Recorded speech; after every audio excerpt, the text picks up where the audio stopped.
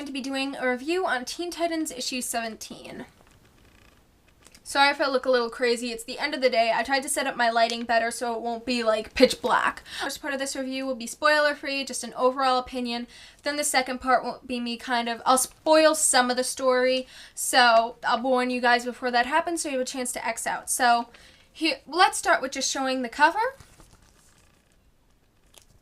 It says, in the wake of Death of the Family, Teen Titans, the New 52, journey into darkness. That was like the worst creepy voice ever. I get an F for that. My golly. But okay. Let's go to overall opinion. I have such a weird overall opinion of this because I don't really like this comic. I don't. I'm gonna be completely and utterly honest. I don't favor this comic. I don't really like it. I'm of course not gonna make this whole review bashing the comic. I'm gonna just go with overall, like, my opinion on just all the comic and the events that happen in it. But not right now, because this is spoiler free right now. But it's interesting, but just some of the events that take place for me are really the wrong way. And I feel like the events of some characters are really out of character. Like, one of them's completely explained in the end for the most part. Other ones aren't and leave me kind of confused. And there's an event that happens in this that also bothers me. So, but would I recommend this? Now, I personally don't like this comic, but so much takes place in this comic, and a lot of it, I have to give them props. Some of this really surprised me. And so I do feel you need to buy this comic to understand any of the events that are taking place in the future, especially with Tim Drake.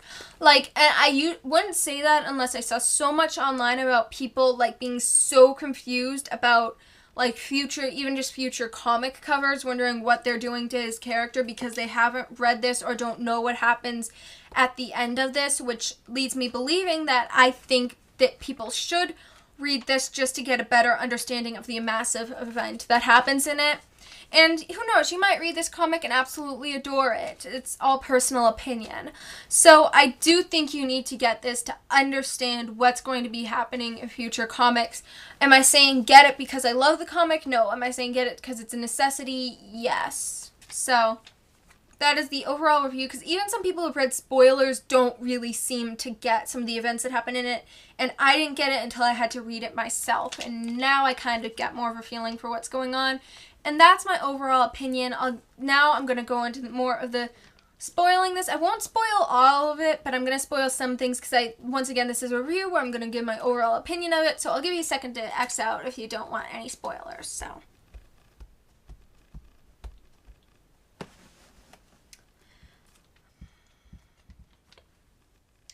Okay, so if you're still here, you don't mind some spoilers. So this starts out like with a really creepy beginning that I'm not going to touch on, just for the sake of not spoiling a certain part of the comic, but it is really creepy. Really, really, really creepy. And then it goes to most of the Titans in a limousine. I hope you guys can see this. It has Miguel, Karan, Tim, and Cassie. I hope I'm pronouncing all the names right.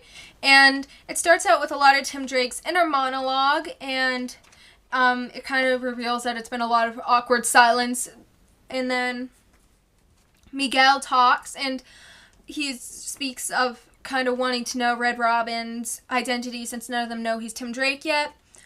And Tim's kind of like, here it comes. And then Cassie says she thinks it's a waste of time and he's just not going to reveal anything, and that she's tried to find his identity and can't.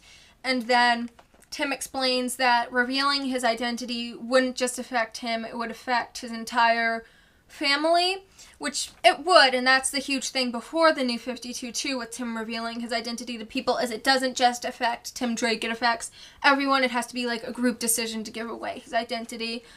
And then Karan says she thinks that's fair, whether she calls him Red Robin or Broody Guy. I think the second one's a lot of what the internet calls him. Broody Guy, first and foremost, she's happy to call him her friend. And Tim says that makes him happy and goes into his speech. And Cassie asks if they can get back to awkward silence, because if they start hugging, she's going to hurl more than once. Then it shows Bart running around the limo, and then Tim shows them the new headquarters. That I actually thought was very interesting. I thought that was kind of cool. And then he gives them the whole tour, and most of them are sharing rooms except Tim Drake, whose room is attached to their war room. You couldn't even see that, could you? Yeah. But, then, like, Miguel is sharing a room with Bart, and Karen is sharing a room with Cassie. Why can I not talk? And then it goes to a really sweet scene of Miguel and Bart, which I actually liked. And then it goes to the one of the very controversial parts, which is Tim and Karen having a talk. And it's very touching at first, and then it leads to Tim kissing her.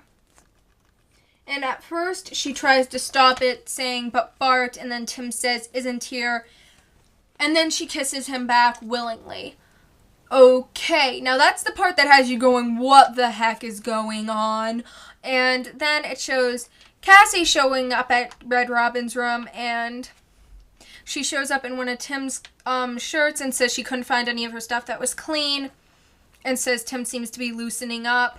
And she said how change is sexy, and then they seemingly kiss, but it's insinuated they might have had sex. Which, once again, if you're a fan of Tim pre-New 52, you're going, what the heck is going on? If you knew him pre-New 52, you're probably like, what the heck? And then, once again, I'm not going to touch on one part of this story. If you're confused on why I'm not talking about this, if you read the issue, it's just to give people something to read that will still kind of surprise them. And then it goes to... dun, dun, dun. That was so lame of me, sorry. But... which kind of insinuates that Tim Drake is mind-controlled or has something that the Joker did to him wrong with him. It's safe to say it might be the Joker doing this to him, which explains why he's making out with his female teammates and possibly having sex with them. It doesn't exactly explain, though, because Karan kissing him back when she is with Bart, are they officially together? Or I don't know, that seemed almost out of character for her to me. It might be explained in the next issue. I don't know. And then also the fact that Tim might have had sex bothers me for... it doesn't bother me that he had sex, because, like, come on, that doesn't really bother me that much. It's just, if you knew him pre-New 52, like, it's explained in the end that he's mind-controlled, but, I don't know, the fact that a character's mind-controlled and having sex also doesn't sit well with me, and I see it doesn't sit well with quite a few people on the internet. So, overall opinion... I'm not a huge fan of this book. Mainly the writing. I don't really like the characterization of Karan going along with it. I think it had some cool moments. I don't exactly like the side story that's going on in this as well. So it's just personally not my favorite book. I'm not bashing it in any way. I wouldn't make a review if I was just going to sit here yelling about this comic, because I don't really think you guys would be that entertained by that. But, so that's just my overall opinion on this. I'm not a huge fan of this book. This is in no way at all. I just want to get this out of the way. This is in no way bashing the writer of this. We all have opinions, just personal opinion. I wasn't a huge fan of this book altogether. I do think some of the events that are taking place are interesting. I think a lot of the events taking place in this book that are iffy with me will be more clear to whether or not I just simply don't like them, or if they make more sense to me when the future comic comes out. We'll probably be buying the next comic for the sake of seeing what is going on, so you have to give them props for the reason that it did kind of leave me going, what the heck is going to happen next? So, yeah, and I'm going to be doing a review on that too. If there's any other comics, any other that you want me to do a review on, I'm planning... when I can film without crying, I'm going to do Batman Incorporated number 8 review if I can do it without crying. So, fingers crossed. So that is my overall review on this. If you leave your own opinions on the book down below too, if you've read it, tell me what you thought of it. And if you liked this video, like it up, favorite, subscribe. If you didn't like this video, please hit the X and don't hurt me. So, okay, that's my review, and I have a question for you guys. And my question is, I heard this is kind of a spoiler to a future comic that's coming out. But I hear, and I am ecstatic to hear, they are coming out with a new Superman Batman series. It's going to be called Batman/Superman, not actual written slash in the middle, but like, you know, slash.